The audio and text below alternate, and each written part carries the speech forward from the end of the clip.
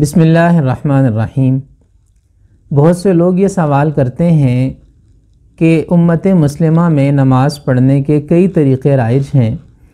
ان سب طریقوں میں کون سا طریقہ درست ہے اور کون سے طریقے غلط ہیں؟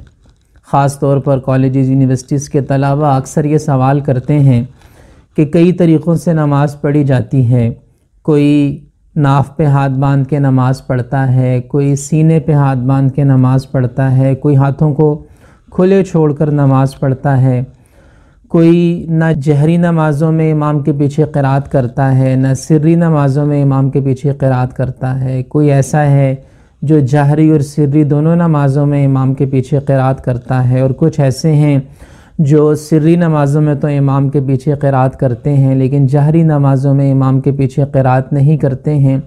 الغرض یہ کہ کئی طرح کے اختلافات آپ کو نظر آئیں گے، کئی طرح کے آپ کو فرق نظر آئیں گے ہمارے ہاں نمازوں میں۔ تو یہ سوال بہت سے مسلمانوں کو اضطراب اور تشویش میں مبتلا کرتا ہے کہ سارے طریقوں میں کون سا طریقہ نماز پڑھنے کا درست ہے اور کون سے طریقے ایسے ہیں جو درست نہیں ہیں۔ خاص طور پر یہ پریشانی اس وقت اور بھی زیادہ بڑھ جاتی ہے جب کچھ لوگ باقاعدہ آپ کو احادیث کی کتابوں کے حوالے دے کر یہ باور کروانے کی کوشش کرتے ہیں کہ آپ جو نماز پڑھ رہے ہیں وہ غلط ہے۔ یہ تشویش اور یہ اضطراب اس وقت اور زیادہ نمایاں ہو جاتا ہے اور ذہنوں میں وساوس کا سبب بنتا ہے۔ اور ہمارے ہاں یہ بھی ایک عجیب روش ہے کہ دوسروں کے انداز زندگی کے بارے میں، دوسروں کی فکر کے بارے میں ہم خود سے افسانے گھڑ لیتے ہیں۔ فقہ حنفی کی نمازوں کے حوالے سے بعض لوگوں نے یہ مشہور کر دیا کہ امام ابو حنیفہ کو تو صرف 17 حدیثیں یاد تھیں۔ اب یہ صرف ایک افسانوی بات ہے، من گھڑت بات ہے، یعنی یہ ایک رائے دینا یہ حماقت اور خیانت کی علامت ہے۔ اسی طرح ہم دیکھتے ہیں کہ فقہ جعفریہ کے لوگ وہ سجدہ کرنے کے لیے زمین پر مٹی کی ایک ٹکی سی رکھتے ہیں۔ اب اس کے بارے میں لوگوں نے نہ جانے کیسے کیسے افسانے بنا لیے، حالانکہ وہ ایک سیدھا سادہ سا فقہی معاملہ ہے کہ اہل تشیع کے علماء کے نزدیک سجدہ زمین پر ہوتا ہے، وضع الجبہۃ علی الارض، کہ سجدہ ہے اپنی پیشانی کو زمین پر رکھنا۔ اب ان کے نزدیک کسی قالین یا کپڑے یا جائے نماز یا کسی نرم جگہ پہ پیشانی رکھنے سے سجدہ نہیں ہوتا، لہٰذا ان حضرات نے یہ رائے دی کہ ہر شخص کو چاہیے کہ سجدہ کرنے کے لیے مٹی کی ٹکی استعمال کر لے، یعنی اگر اس ٹکی کو قالین کے اوپر یا کپڑے کے اوپر یا جائے نماز کے اوپر رکھ دیا جائے گا تو اس کے اوپر سجدہ کیا جائے، تاکہ جو سجدے کی اصل تعریف ہے کہ پیشانی کو زمین پر رکھنا وہ پوری ہو سکے۔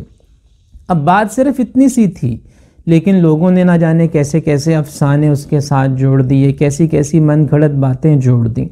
تو ہمارے ہاں چونکہ تحقیق کا رواج نہیں ہے، سنی سنائی باتوں کو آگے پھیلانے اور آگے بتانے کا ایک چلن ہے، جس کی وجہ سے مختلف افسانے گھڑ لیے جاتے ہیں، مختلف باتیں بنا لی جاتی ہیں۔ تو ہمیں کوشش کرنی چاہیے کہ دوسروں کے طرز عمل اور طرز زندگی پر کوئی رائے دینے سے پہلے یا دوسروں پر کوئی الزام لگانے سے پہلے اس کی اچھی طرح تحقیق کر لیا کریں۔ تو آج کی اس نشست میں ہم اس حوالے سے بات کریں گے، اور اس بات کو سمجھنے کے لیے سب سے پہلے یہ سمجھنا ضروری ہے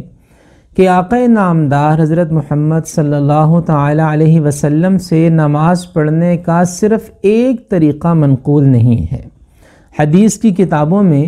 حضور علیہ الصلاۃ والسلام سے نماز پڑھنے کے ایک سے زیادہ طریقے منقول ہیں، لہٰذا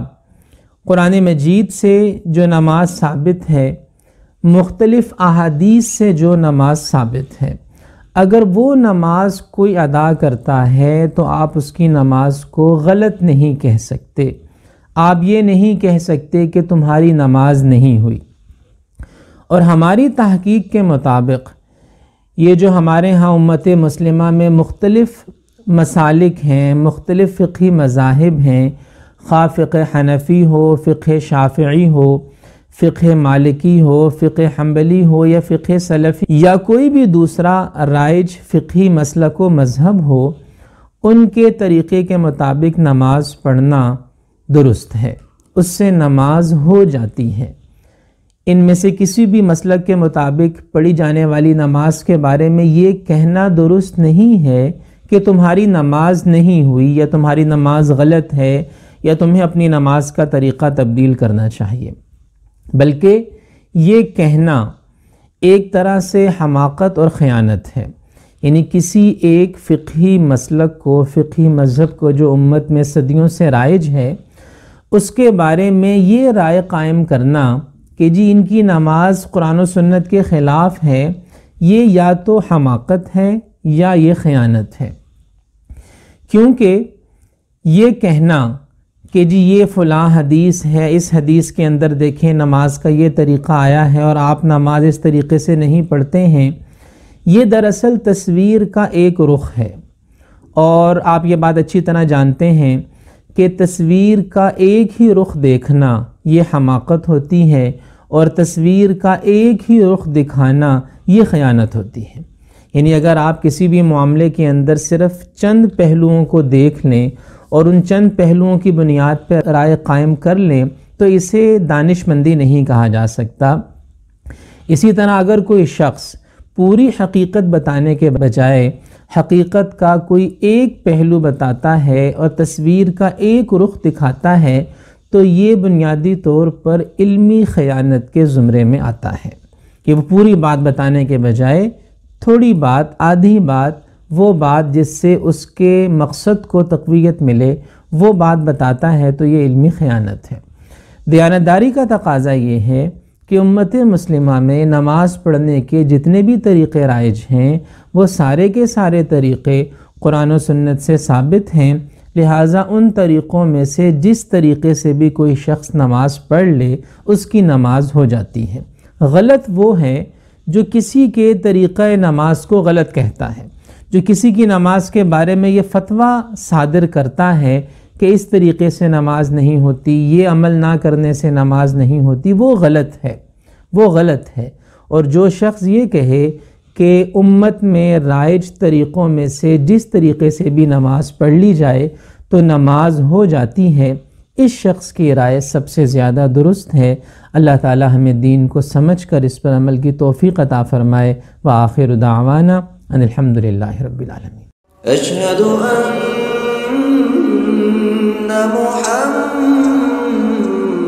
محمد رسول